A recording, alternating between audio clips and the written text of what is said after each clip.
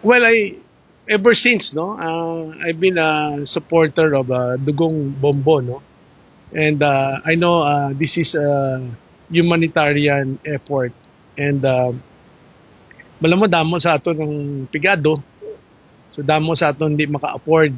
So karon kay ining Dugong Bombo nga nagaboluntaryo hatag sang sarili nilang mga dugo in cases of emergency or mga may sakit kaga very reachable na sa ila.